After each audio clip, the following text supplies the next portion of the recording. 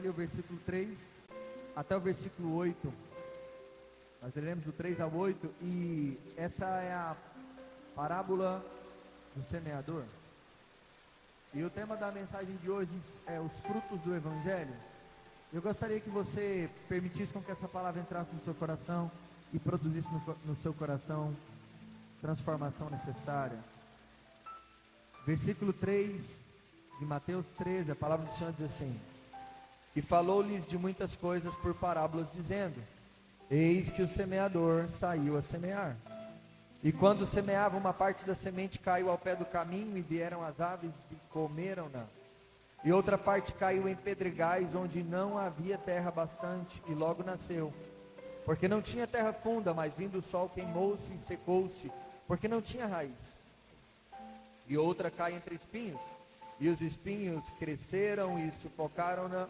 E outra caiu em boa terra, deu bom fruto, um a 100, outro a 60 e outro a 30. Quem pode dizer amém? Então esse texto, ele traz muitas verdades, e essa história, a parábola contada pelo Senhor, ela vem nos trazendo uma grande revelação, e a gente começa entendendo a respeito do semeador. O principal semeador foi Cristo. Ele veio trazer a nós uma semente, a semente do Evangelho.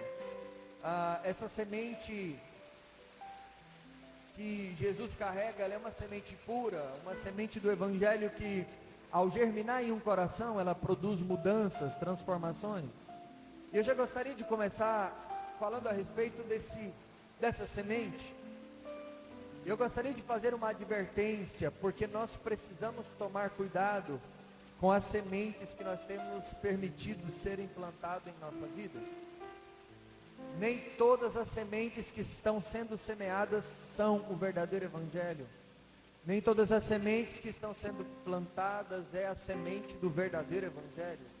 O Senhor Jesus, Ele veio, e através da sua vida, e através da revelação bíblica, desde o início ao fim, nós temos um entendimento do que é o Evangelho e de qual é a semente que produz sobre nós transformação, que produz sobre nós vida, que produz sobre nós arrependimento, perdão, que traz sobre nós uma nova perspectiva de vida.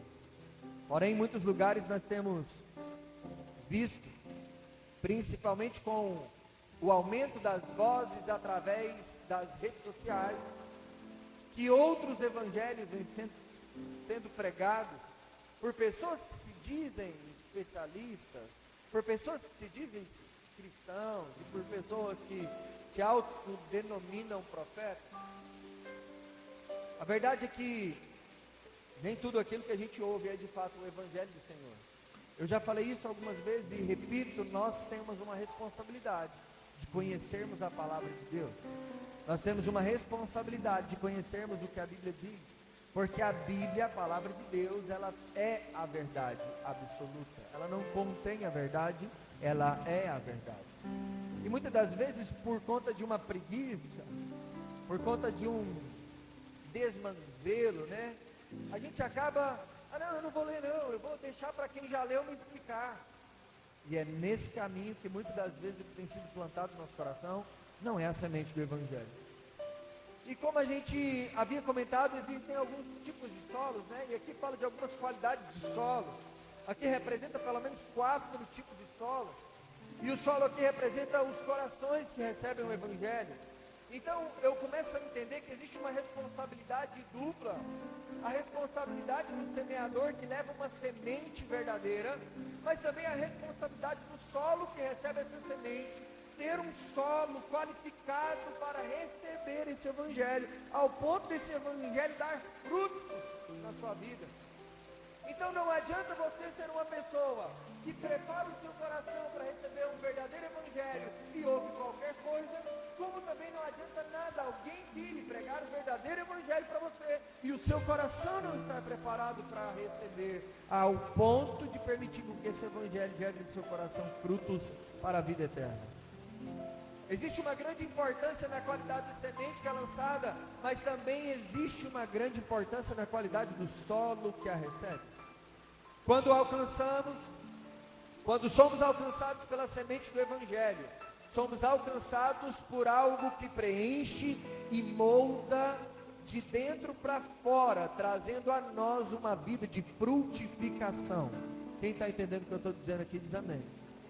Então, o verdadeiro evangelho, ele vai reproduzir frutos verdadeiros. O verdadeiro evangelho vai produzir frutos bíblicos. O verdadeiro evangelho vai me levar para a direção em que a Bíblia está me levando. O verdadeiro evangelho vai produzir em mim aquilo que a Bíblia diz que deve ser produzido. Então a semente do falso evangelho pode até produzir frutos, mas são frutos que não passam de frutos benéficos apenas para essa vida. E não pode nos levar a viver uma vida eterna.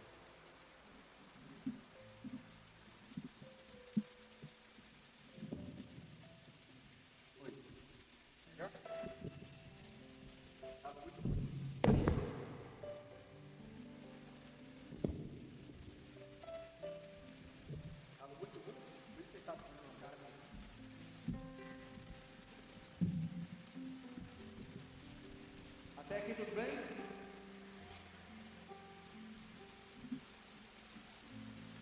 Quando não somos alcançados pelo Evangelho, corremos o risco de nos contentar com sementes paliativas.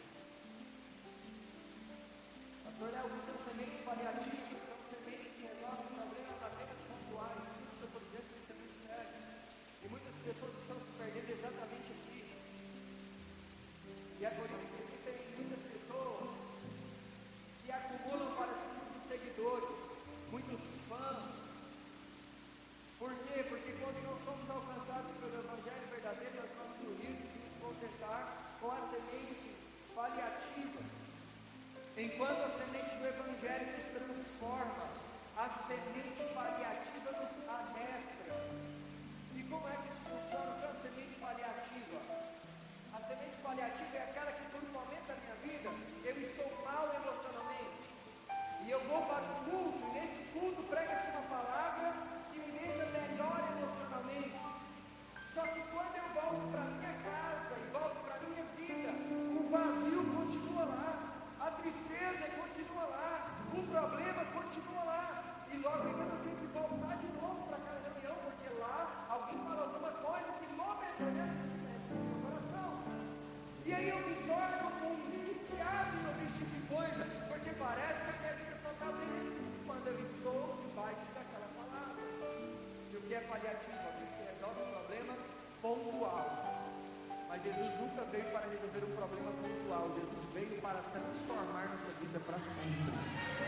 Aonde havia tristeza, vai haver alegria. Aonde havia pecado, vai haver santidade.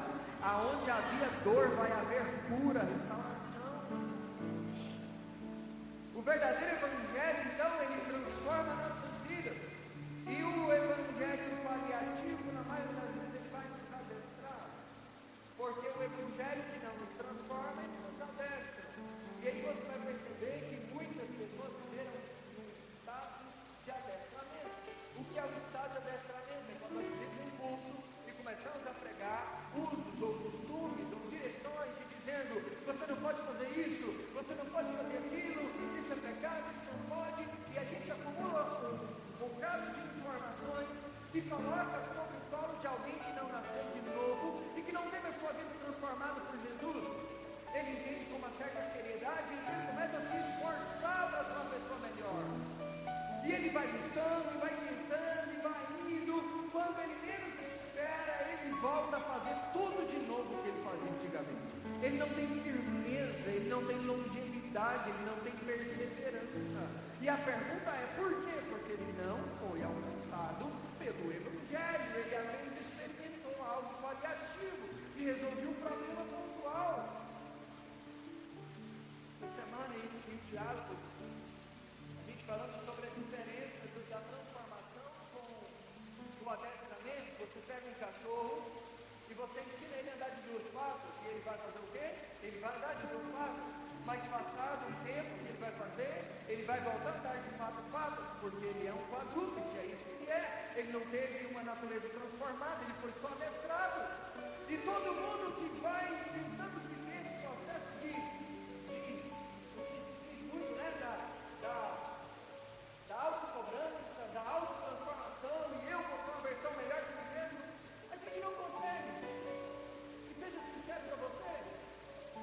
de nós se não for Cristo na nossa vida derramando sobre nós o poder do Espírito Santo, a partir do momento em que nós nos arrependemos do nosso pecado, dizendo: Senhor, eu preciso ser transformado, porque sozinho eu não consigo. E então a gente começa a entender que a palavra e o Evangelho, ele nos alcança e nos transforma, e nós vamos vivendo um processo contínuo de transformação, de evolução, de avanços, de descobertas, de profundidade, de intimidade, e que nos leva a cada dia a sermos mais parecidos com Cristo, e que nos prepara para o reino de novo e para a eternidade. É assim que funciona. Agora, existem muitas pessoas que estão dentro de uma igreja, existem multidões que estão com o coração, de certa forma, em paz, sendo que não está caminhando para o céu. Por quê? Não foi transformado. Ele nunca buscou a igreja por transformação, ele buscou a igreja para resolver algum problema pessoal dele. Ele quer usar o Evangelho só para resolver o problema dele. Então o Evangelho só entra na minha vida na hora de resolver isso, mas na hora que o Evangelho entra na minha vida, para me confrontar de alguma coisa, não, peraí, até aqui tudo bem, mas isso para frente não passa.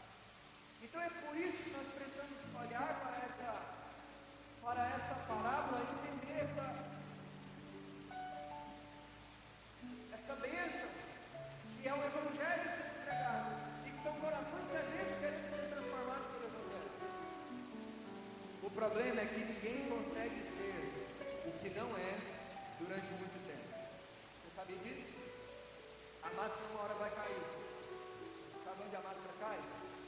Lá dentro da sua casa. Aqui na igreja, tudo bonitinho, tudo. A gente ensaia para ir para casa. A gente veste a roupa certa para ir para casa. A gente pensa como a gente vai falar. Aqui é todo mundo tratado. Mas quando eu chego em casa, porque não tem máscara em casa, não é verdade? E no meu dia a dia, e no meu trabalho, e aí eu vou tendo uma percepção. Será que de fato eu fui transformado? Será que de fato eu nasci de novo? Será que eu não estou usando o Evangelho como paliativo para deixar minha consciência menos confusa e parecer que eu estou bem? Sabe, o Senhor Jesus nesse tempo, ele tem me chamado para uma vida de transformação, em que o Evangelho alcança um lugar no nosso coração e se transforma para sempre. Louvado seja o nome de Jesus. E quais são os frutos do Evangelho? O Evangelho produz fé. A fé produz arrependimento. E a fé produz fruto do Espírito. Então a gente aqui começa a entender basicamente como funciona e como é que isso vai ser gerado em nós. O Evangelho, então, a única coisa que ele produz em nós de maneira prioritária é fé. É por isso que sem fé é impossível agradar a Deus, porque a fé não serve para eu alcançar aquilo que eu quero. A fé não é para que eu possa desfrutar de riquezas. A fé não é para eu alcançar cura. A fé é para eu entender a vontade de Deus e dizer: é essa vontade que eu quero para a minha vida. Eu confio no plano do Senhor para mim.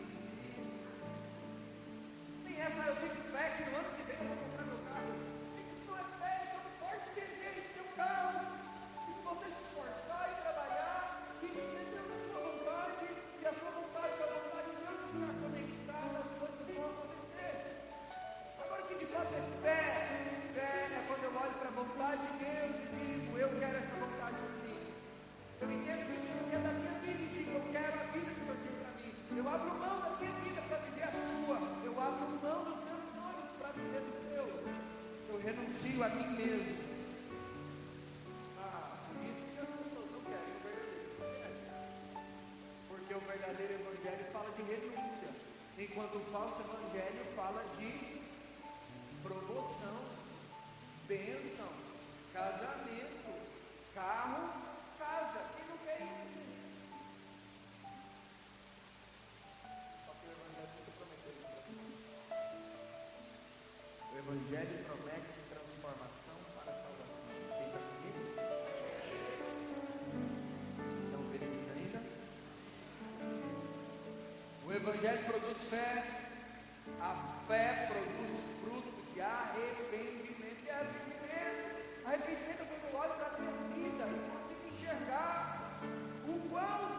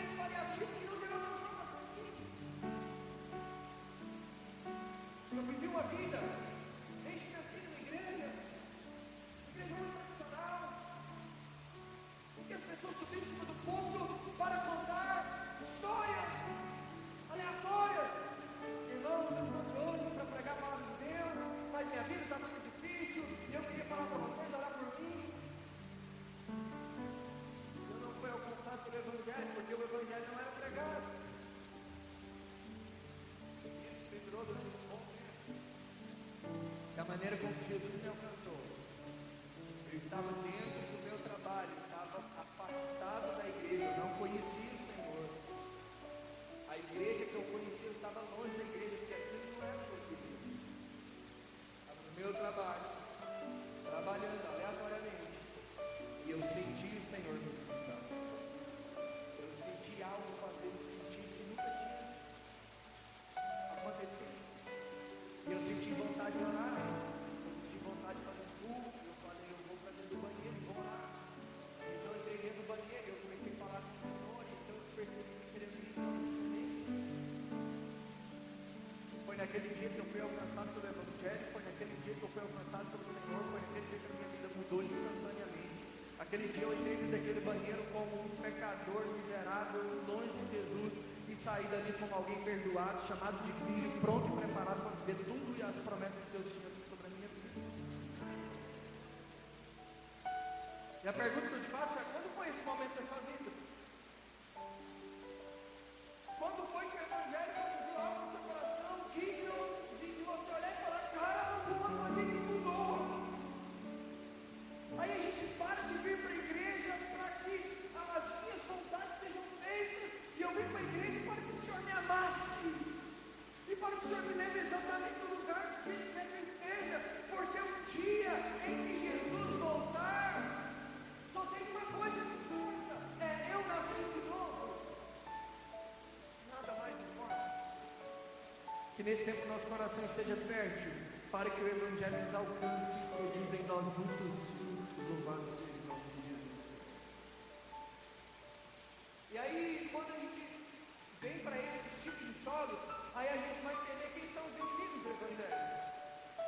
Os inimigos do Evangelho trabalham em nós.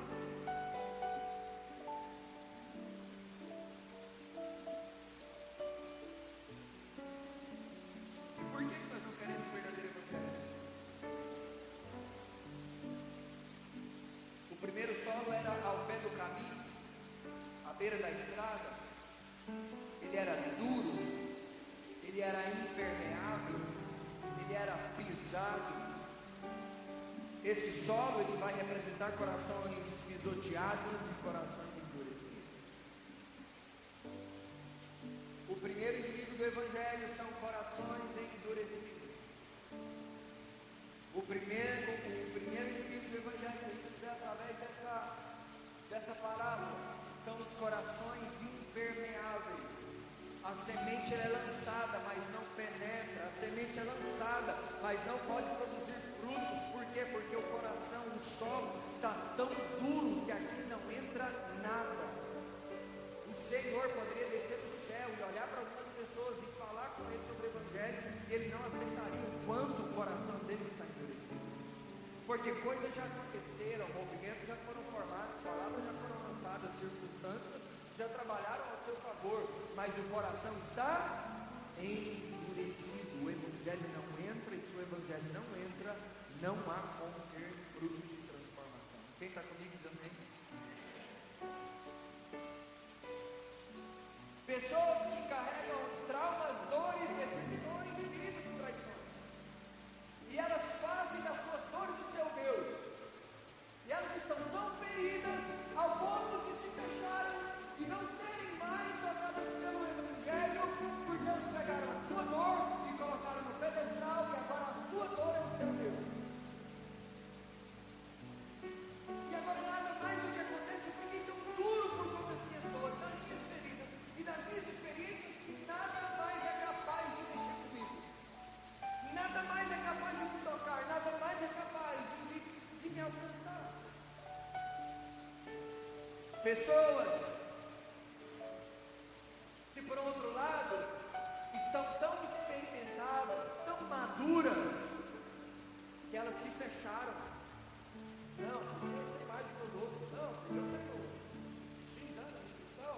Não, porque... E aí eles ficam fechados, coração endurecido por conta dessa experiência, por conta de ser uma pessoa mais experimentada.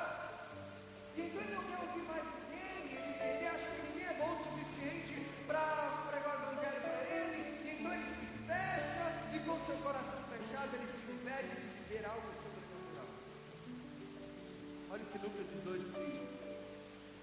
Senhor dizendo, Lucas 18, versículo 10, 2 homens subiram ao templo a orar, um fariseu e o outro publicano. O fariseu, estando de pé, orava consigo dessa maneira: ó Deus, graças te dou, porque não sou como esse outro homem, ou como demais homens, roubadores, injustos, adúlteros, nem ainda como esse publicano. Jejum 2 vezes por semana, dou o dízimo de tudo quanto possuo. E ele começa a fazer uma lista. O publicano, porém, estando em pé, de longe, ainda nem queria levantar os olhos aos céus, mas batia no peito dizendo: ó Deus, tem misericórdia de mim, pecador. Jesus está dizendo: digo-vos que este desceu justificado da sua casa, para a sua casa, e não aquele, porque qualquer que a si mesmo se exalta será humilhado, e qualquer que a si mesmo se humilha será exaltado. Louvado seja. Quem desceu justificado foi aquele que ficou contristado com o seu pecado. Ele disse: ó, tem misericórdia de mim. O Senhor disse: esse coração sábio pode ser alcançado, um coração contrito, um coração quebrantado. Como está o seu coração diante do Senhor? Quebre esse coração de pedra, e o Senhor colocará um coração de carne de volta no lugar. Louvado seja o nome de Jesus. Nesses dias o Senhor está querendo quebrar o seu coração. Tem gente que entra e sai há anos de uma igreja e nunca é tocado, ou porque eu fui ferido, ou porque eu fui experimentado. E o Senhor está dizendo: se a gente se humilhar, se a gente se quebrantar, se apresentarmos a Ele no coração quebrantado, Ele vai nos justificar.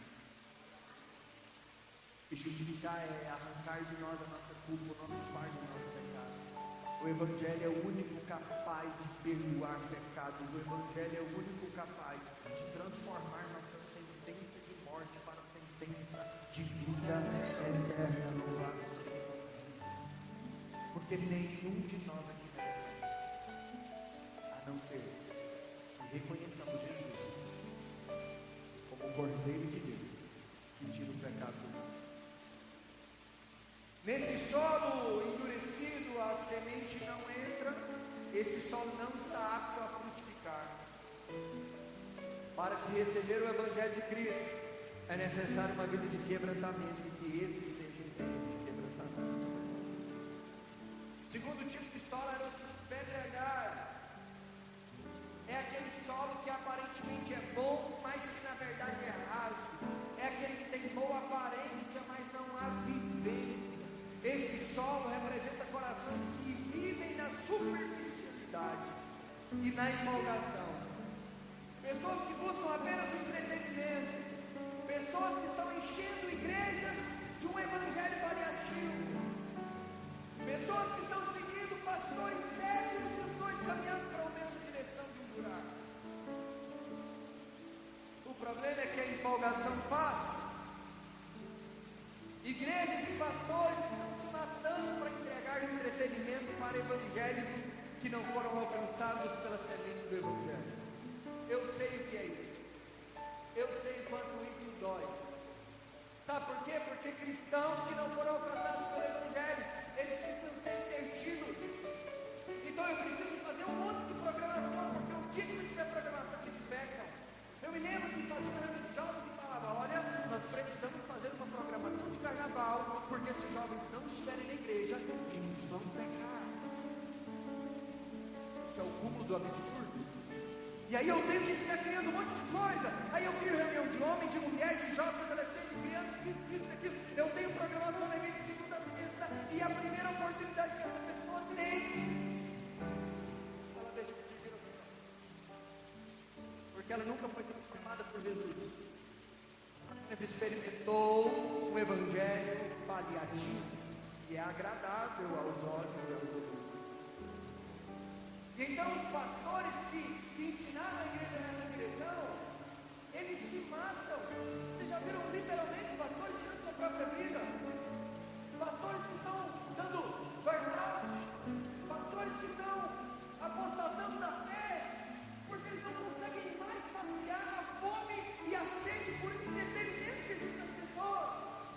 Pastor, a igreja está meio parada, a gente podia fazer alguma coisa. Vai dobrar o seu joelho e falar com Jesus que você vai ser pleno da graça do Senhor. E as pessoas querem que o pastor lute suas lutas, que o pastor viva suas experiências e que o pastor assuma sua responsabilidade de salvação, uma vez que Jesus chamou cada um de nós para essa caminhada.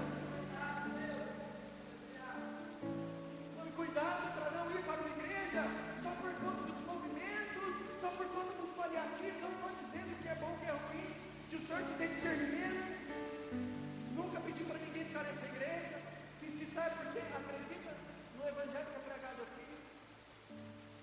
Mas cuidado para não viver uma vida de empolgação, porque isso mata tanto quem busca quanto quem entrega. É como alguém viciado em droga, ele precisa utilizar aquela droga, porque o dia que ele usa, ele se sente vazio, ele se sente mal. E tem gente que faz da igreja uma droga, porque ele precisa estar lá para consumir, então ele se sente mal. Agora quem se converteu de verdade, quem nasceu de novo, quem desfruta todo o poder do Evangelho sendo ministrado aqui dentro, não importa onde ele está, não importa o tipo de mundo que está participando, não importa se é uma criança pregando, se é o Senhor, se é o grande pregador do momento, se não é. O coração dele está tão cheio da presença do Senhor que o resto se tornou verdade. Ele apenas fecha os seus olhos e ele consegue conduzir uma adoração ao Senhor. Não precisa do cantor ficar falando: adora Jesus! Dá uma glória a Deus aí, irmão! O pregador vem pregar aquele meme, cada glória a Deus. E aí é mais ou menos o reflexo, por quê? Porque eu não busco isso também. Porque o dia que eu precisar falar para você dar um glória a Deus, está tudo errado. Tem que ser algo espontâneo, fluir, tem que nascer. É o próprio Espírito que me regenerou.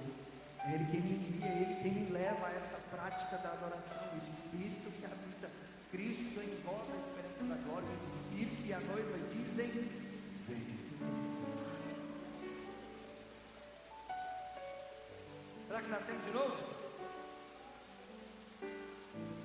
Pessoas que não buscam profundidade em Deus, pessoas que não leem a Bíblia, não, deixa que o pastor leia e ensina para o outro comigo. Pessoas que não buscam um período de adoração, pessoas que não buscam ser cheios do Espírito, a ponto de serem transformadas. Vem o sol, uma pequena temporada seca, com um vento forte, a planta murcha ou até morre, ela não permanece. Sabe o crente meio murcho? Sabe o crente morto? Durante muitos anos isso foi colocado também nas nossas costas, né? O fulano está desviando, pastor, tem que ir lá, corre lá, pastor. Mas o fulano, eu não estou dizendo que a gente não vai, a gente vai.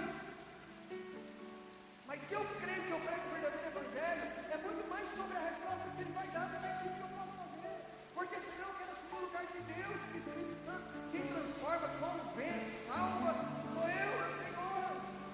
E aí, louco, correndo atrás de mim. Quando eu fui para o ministério, eu quase perdi meu casamento. Eu ficava mais tempo na rua do que em casa. Eu queria fazer pelas pessoas, mas não, vai dar para tudo. Só aquela que eu havia salvas, transformadas pelo evangelho. Nesse solo a semente até entra, mas por falta de profundidade a árvore morre antes de dar os seus frutos. Precisamos aprofundar nossas raízes em Deus, em Sua palavra e no seu Espírito. Precisamos de quebrantamento e precisamos de profundidade. Se o seu coração está fechado, dificilmente o Evangelho vai produzir transformação na sua vida. Se você não tem profundidade, raso, gosta das águas rasas, dificilmente o Evangelho vai produzir mudança e transformação na sua vida. Terceiro solo, entre espinhos.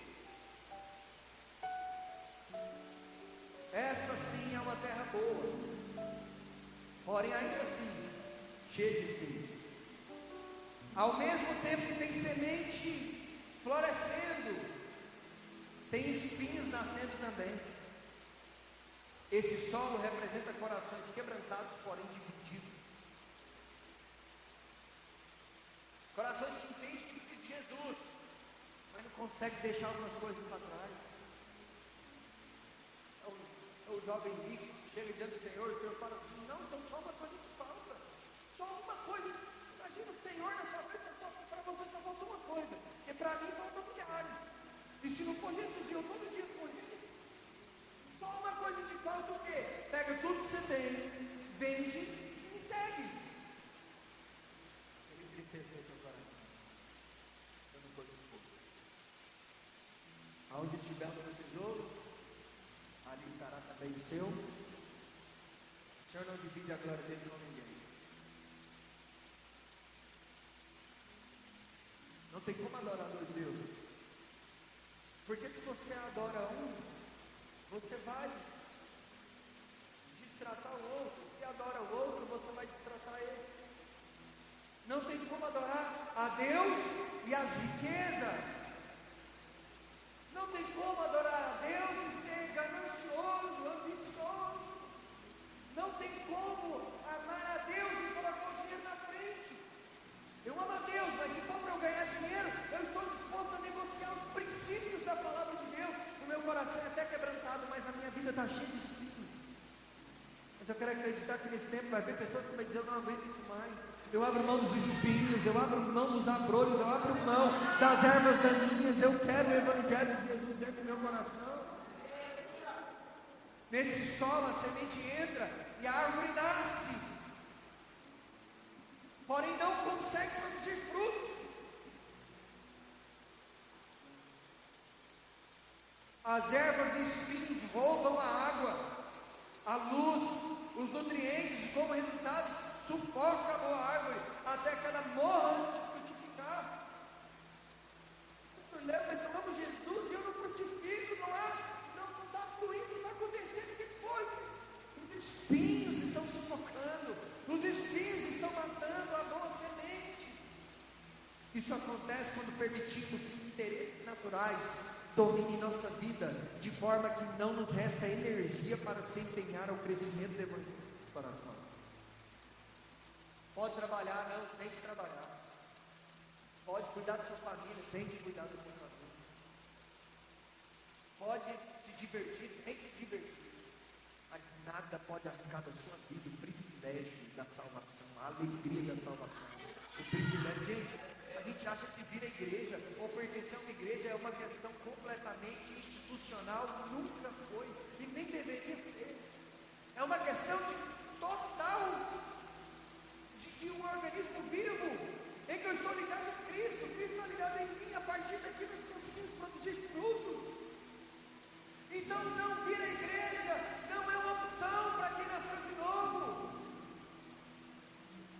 Não, eu não vou à igreja porque eu estou cansado, eu não vou à igreja porque está longe, eu não vou à igreja porque eu recebi alguém na minha casa. Eu vou ser muito sincero para você, não pode ser uma opção. E eu não, gente, eu não estou aqui para ficar querendo ver a igreja cheia, não estou nem aí. Desde que estejam aqui, estejam no céu. Mas eu preciso te ensinar a verdade. E se você acha a igreja longe, isso atrapalha a vida, vai para uma igreja perto da sua casa, que você vai conseguir servir Jesus todos os dias. Mas que seja uma igreja que prega o Evangelho também.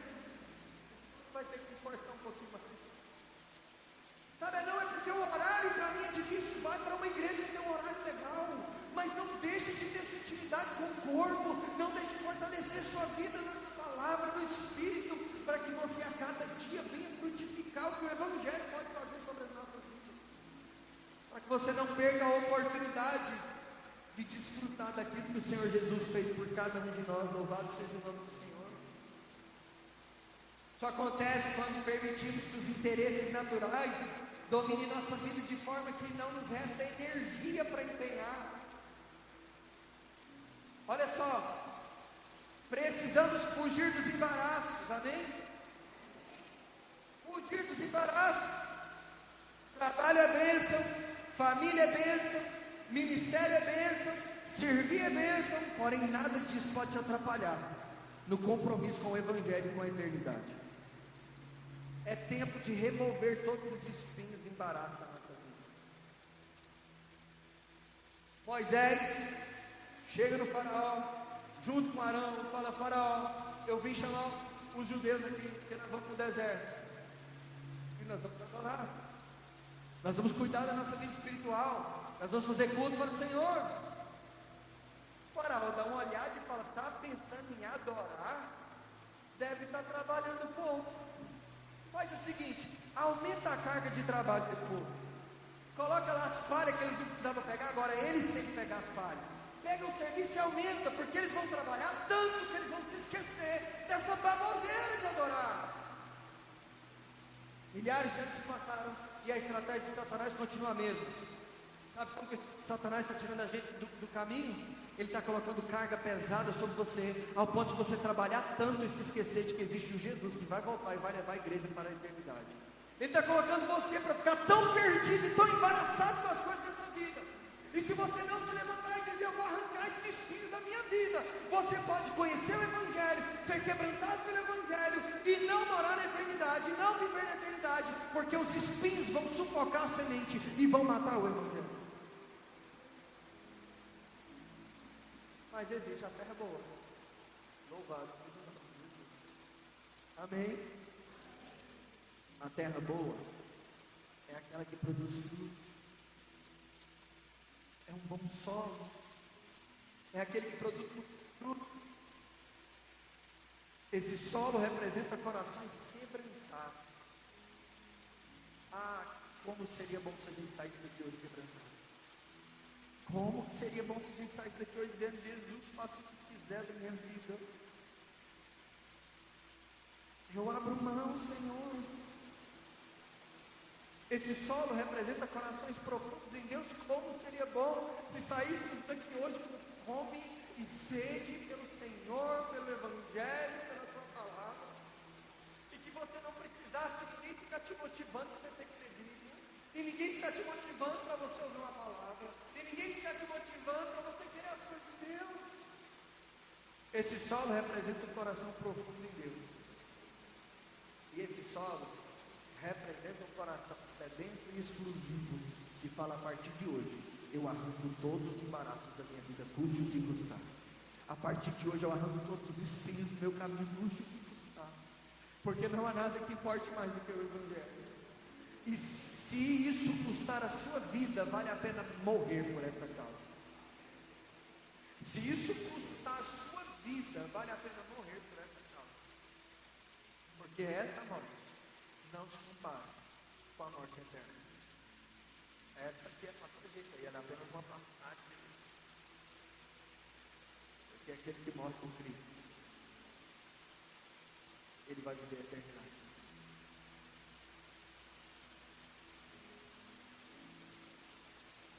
Deixa Deus tratar os solos do seu coração hoje. Toma uma decisão hoje. Abre o seu coração e fala: Senhor, eu sozinho não consigo não. Talvez você até aqui está lutando com a sua força. E dizendo: eu vou ser um bom crente. Ninguém consegue ser bom crente sozinho. Ser bom crente não tem a ver com qualidade humana. Ser bom crente tem a ver com a qualidade do Espírito, com os frutos do Evangelho que ele produz em nós. Deixe Deus tratar o solo do seu coração hoje. Quando a semente do Evangelho cai sobre um solo fértil, algo sobrenatural acontece. Eu fui alcançado por esse Evangelho. A minha vida foi transformada por esse Evangelho. E se você perguntar: Pastor Léo, o que o senhor faz? Eu vou dizer: eu só entreguei a minha vida a Jesus. E eu permiti com que o Evangelho produzisse frutos. E esse fruto não vem de mim, esse fruto vem da videira verdadeira. Eu sou apenas um ramo que estou conectado nele. E eu queria muito que você levasse essa palavra no seu coração. Fica de pé por mim.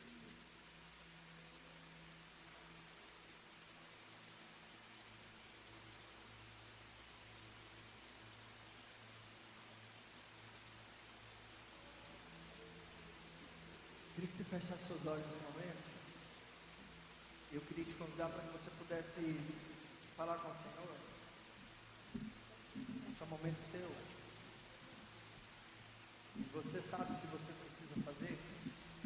A palavra, ela é completa. Mas o que a Bíblia diz é que no solo fértil ele produz muitos frutos, muitos frutos, muitos frutos. E essa oração é para pessoas que querem frutificar. Essa oração é para pessoas que querem colocar um coração quebrantado diante do Senhor. Essa oração é para pessoas que querem colocar um basta na sua razoabilidade e dizer eu quero mais que isso. Essa oração é para pessoas que querem arrancar da sua vida todos os embaraços. Essa oração é para pessoas que entenderam que sem Jesus não dá. Que o Espírito Santo produz esses frutos em nós hoje. Que o Espírito Santo produz em nós frutos de arrependimento. Que o Espírito Santo produz em nós fé o suficiente para acreditar que Ele tem o melhor para nós. E que nós venhamos deixar nossa vida nas mãos do Senhor e tirar das nossas próprias mãos o controle da nossa vida.